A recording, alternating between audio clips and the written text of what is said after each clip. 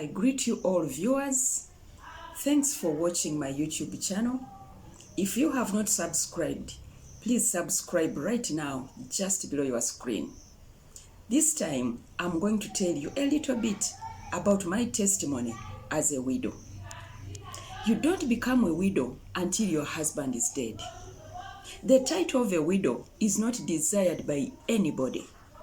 No one applies to become a widow. When my husband died, my concrete wall of protection was gone. I found myself in a void, in the middle of nowhere. I felt I was not belonging anywhere. It is a feeling I don't desire for any woman, not even my enemies, if there are any.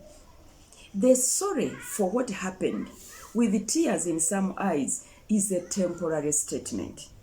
It cannot fill the vacuum or the void. It does not even last.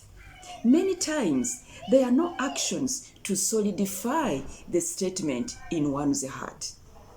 The first weeks, I was crying day and night. Everything I was looking at was reminding me of my departed husband. Every day that passed was widening the gap between me and my husband. And I was feeling very terrible. I could not stop the gap from widening. I could not stop the days from tearing us apart. I could not stop the events from confirming his permanent departure. Someone will say, I know how you feel, but they really don't, unless they have been in it themselves. Even then, each death of one's husband is different from someone else's. Some people lose a husband and are surrounded by loved ones that try to bridge the gap, but such are very few. Many, when the husband dies, the relationship with his relatives also dies together with the husband. The friends that came as a result of his associations also go away from the widow. It is very devastating when the relatives of the husband distance themselves from the widow. They are her closest friends. It becomes treachery. This is when you discover you married only one person in the clan, but not the clan.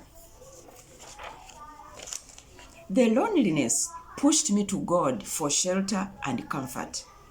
I went to God as a last resort. I had no other way. I just realized then that I had not been a Christian before. With his ever-loving kindness, he accepted me and promised to help me. He replaced all that I had lost. I had more prayers than conversations, meaning I talked more with God than with man. My children, though young, were my best human friends. We prayed together, recited psalms together.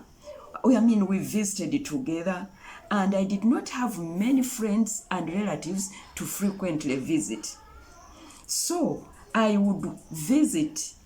So my visitations were for Christian conventions only. I would carry my children along for every convention. I told them that as long as I could afford the fare, I would carry them along, and I did exactly that. God was very faithful to me and to us. He supplied all our needs.